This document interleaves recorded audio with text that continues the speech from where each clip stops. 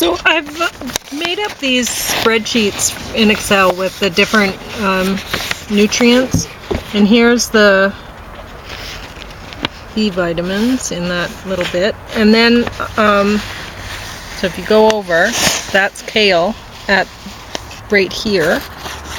So in 1 glass of kale juice, which takes usually 6.5 cups of kale to make, there's that much, I guess that would be milligrams of B6, and that's what I need in the day.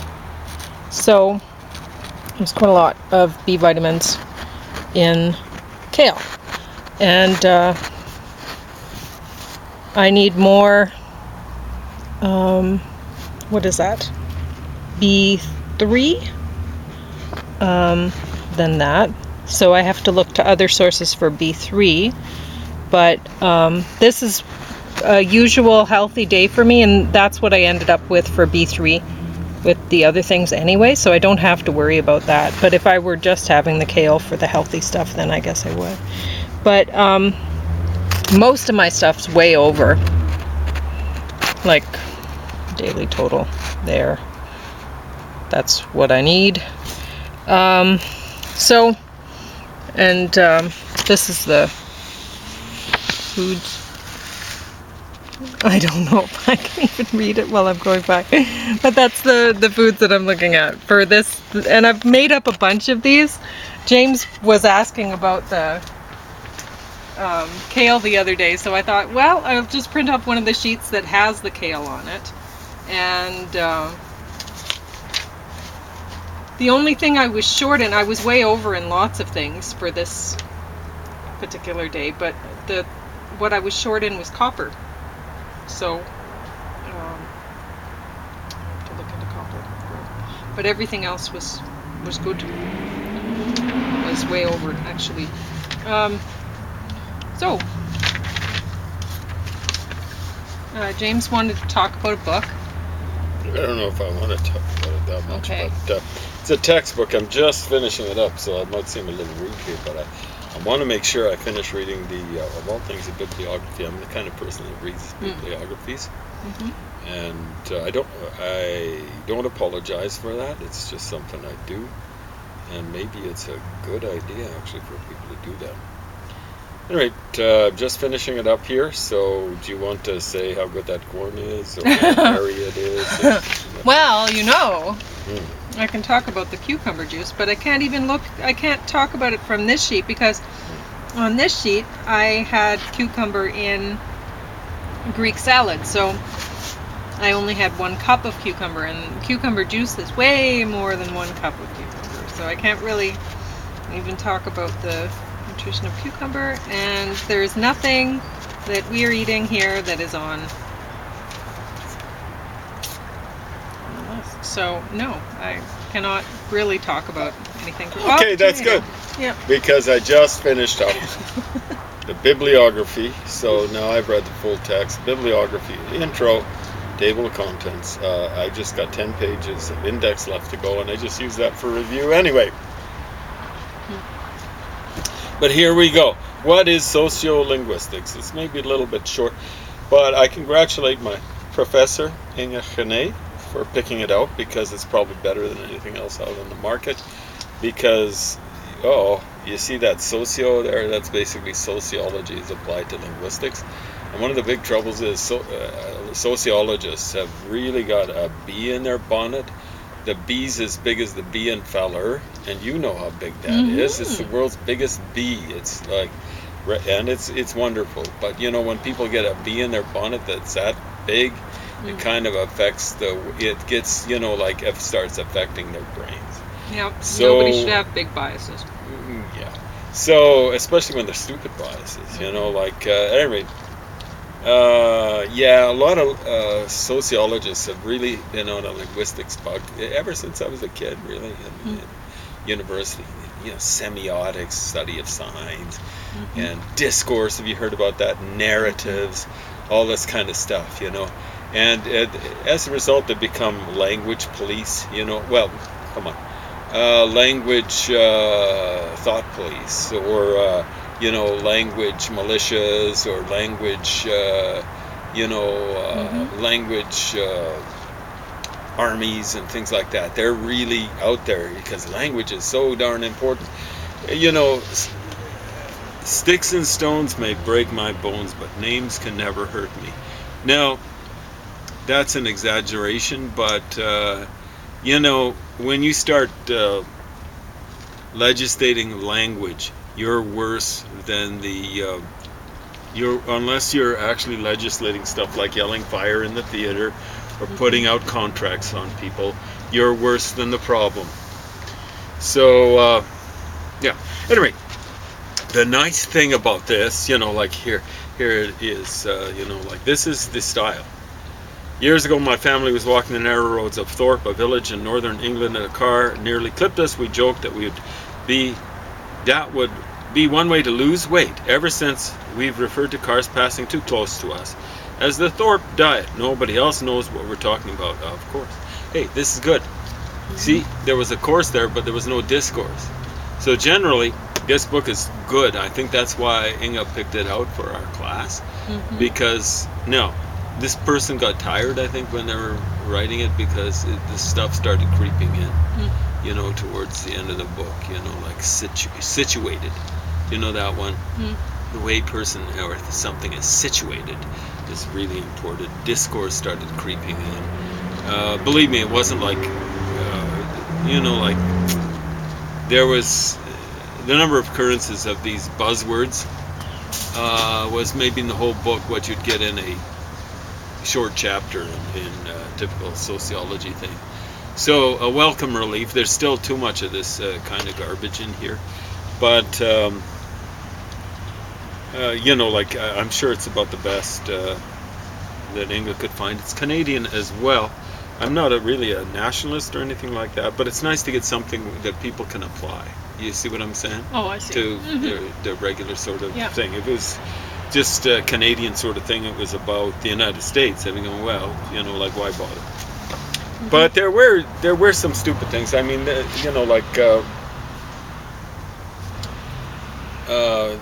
was this one thing, like I mentioned it to Pauline, and it was talking about how wasn't it just awful that well, they didn't quite say that, but about teaching assistants and that are not really raised on English or don't have an accent that are hard to understand. Yeah, they're hard to understand. So anyway, and I mentioned that I'd had a professor that in college way back when, and he was wonderful, but I couldn't understand him, and my mark in entomology went down. It should have went up because there were fewer insects to learn about and stuff in the second one. But the first class I did really well, 90s, and then the second one, 60 something, high 60s I think, because I had a different instructor and I couldn't understand him. So I can't. Sorry, I thought you were finished. Unfortunately, there weren't a lot of notes to go on, and at the time I had just come out of high school, and I didn't know how to do independent research, honestly. Yeah. So I fell behind, and it cost me. But I don't really care either way. But for some people, it really matters, right? Like some poor if people you're going to be need to get a into a master's program. Like if you're in university, it's your marks. Sure.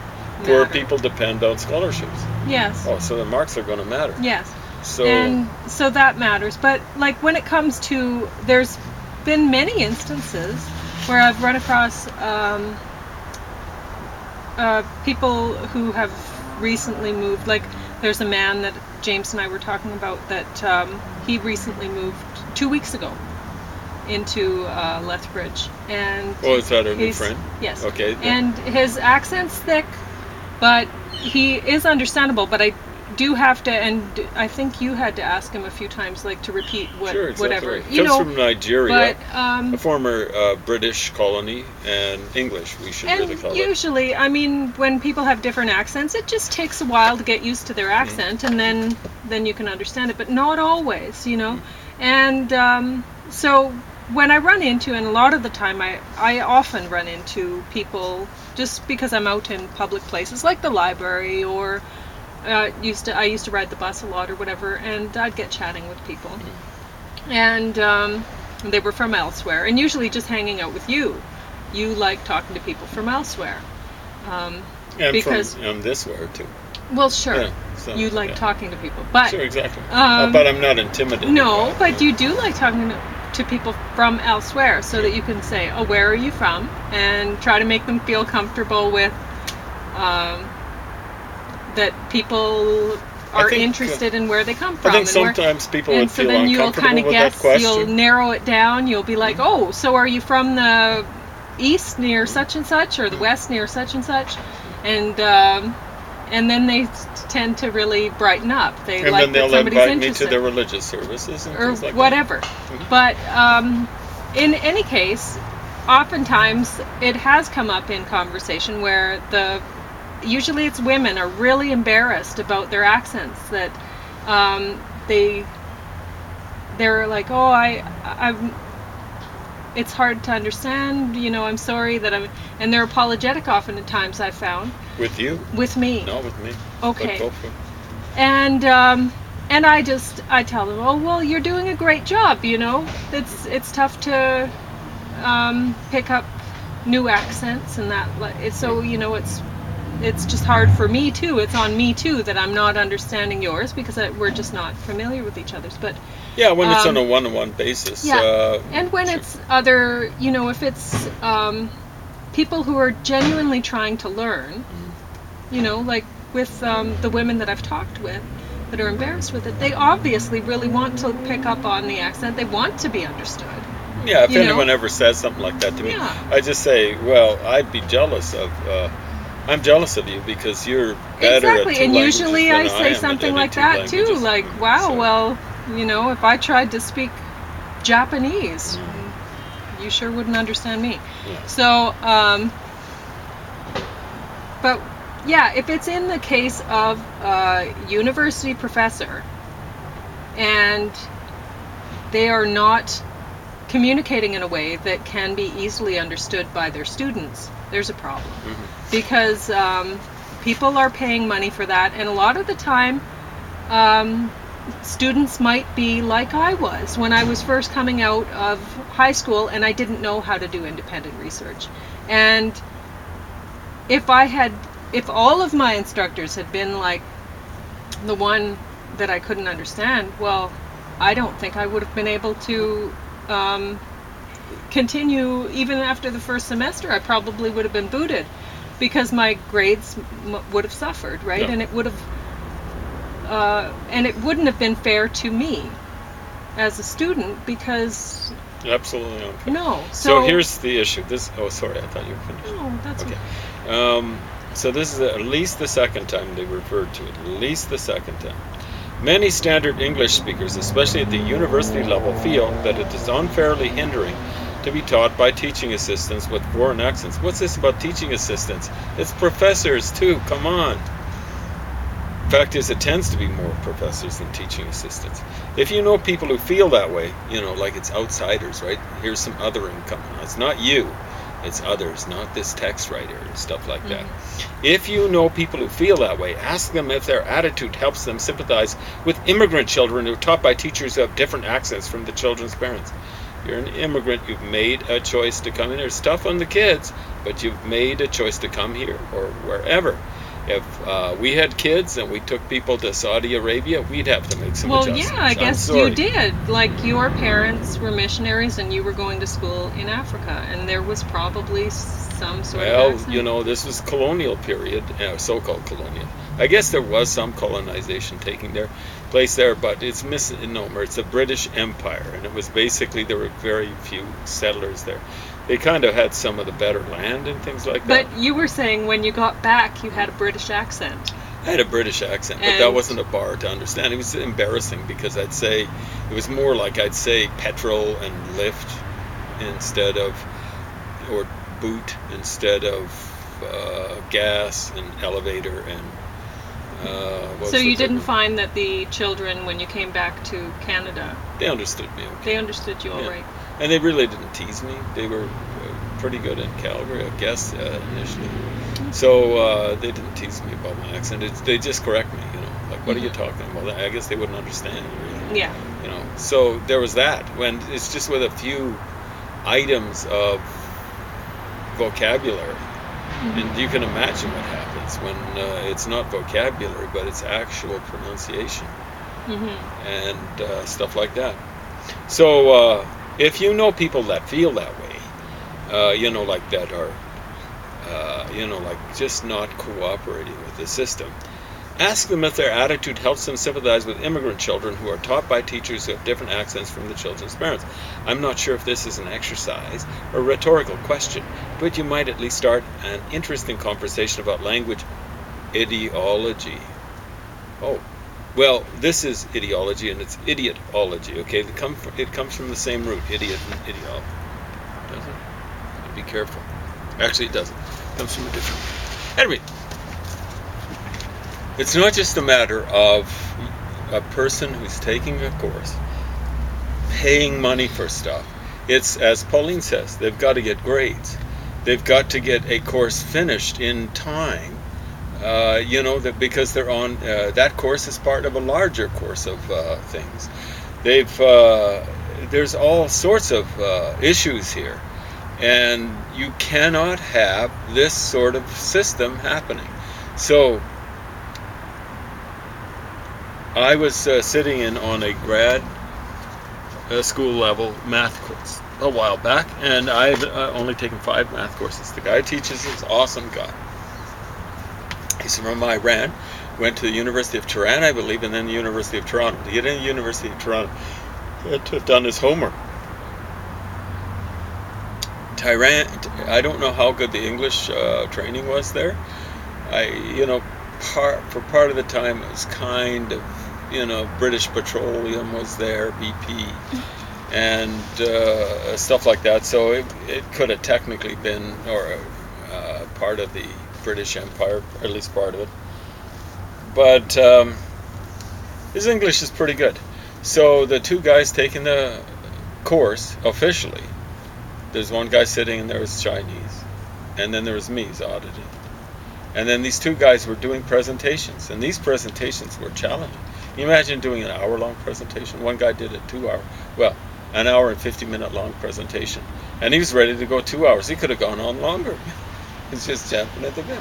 Did a great job. But a couple of times the professor asked me, because he knew I had an English degree, right, about whether, one case it was whether the person was pronouncing it correctly, and I felt uncomfortable doing that.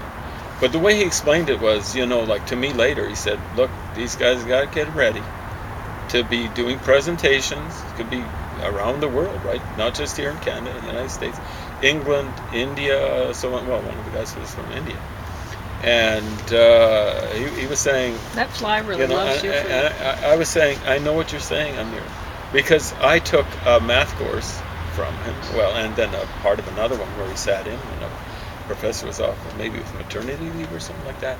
And I didn't have trouble understanding him. He had an accent, but he worked his way through so that you could understand it. So, and this is what he was trying to help these guys out with, right? So he is doing he did the job, and he's teaching people how to do the job. When we get this sort of stuff, it's basically saying, these poor disadvantaged people, they come from someplace else. Yeah, but if they were someplace else, they'd be in the advantage situation, at least in terms of a language, all other things being equal.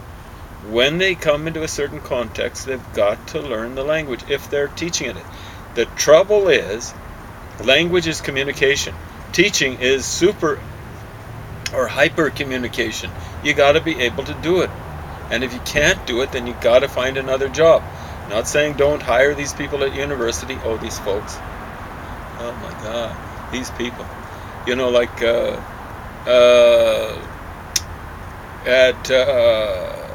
At university, hire them in research sorts of things, where they can deal with people one-on-one, I can remember taking a course from a Japanese professor. I'm not going to mention the discipline, and it was tough taking the course. And it was just it was a popularization kind of thing.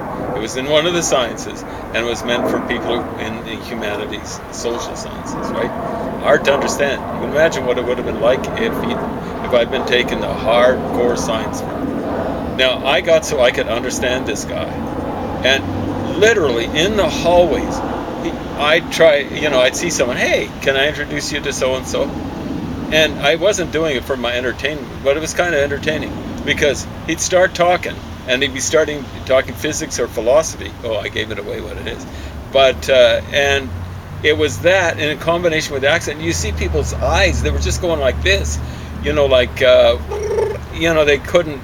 They were really uncomfortable because it was like the guy was speaking a foreign language. It was partly the content, but it was partly the way he was speaking it. And they'd be just going. It was like someone had laid down a big attack of flatulence or something like that. It was gone. So I pity the poor people that had to take some physics from this guy. I'm not going to mention the sub-discipline, but yeah, you probably will by the end of the it could be. talk. That's the way it goes. Well, that's the way it goes. Yeah, that's okay. Well, like he was a public professor. You know what I'm saying? He was earning the wages for doing that, and when you're doing something publicly like that, then you're open to public criticism as far as I'm concerned. He's a public employee. He's my employee, and stuff like that. I don't think anyone would be able to identify him or whatever. He might know. If you're watching, hey, I'm not going to mention you. Hey, out there, I kind of like you. You're a pretty good guy. But yeah. At any rate, I've kind of in the last little while he's been, maybe it's just age or something like that. He's been kind of snarky with me. Really? Mm-hmm. Oh, he was always so lovely to you before. Well, I was always lovely to him. Understand? Yes. He never, ever, ever, ever, ever helped me out. Okay, it was always me doing stuff for him, like translating his poetry for publication, or translating his essays for publication, or even for publication in the Meteorist or wherever, I don't know, or translating just some stuff. And when I say I'm saying translation, but that's stuff that was intended to be in English, right? Yeah. But I did a lot of sweat equity. Then I start mentioning some research that I've done. This guy went to the University of Pennsylvania. Okay, so I'm giving more detail away.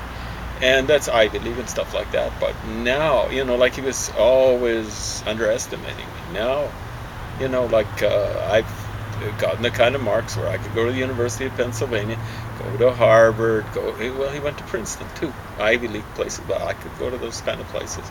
I've got those kind of marks. And the only thing that's preventing me from going is the cancer. I've taken 10 courses with one person. When she went to grad studies, I got the same marks as her. She went to Harvard. So I'm not making that up or imagining living in a dream world or anything like that. And I'll just say, and he'll just say, oh, you persuade the scientists and then you'll persuade me. Hey, buddy. I did a lot of sweat equity. Gosh. And you refused to return the favor. Oh. Okay. So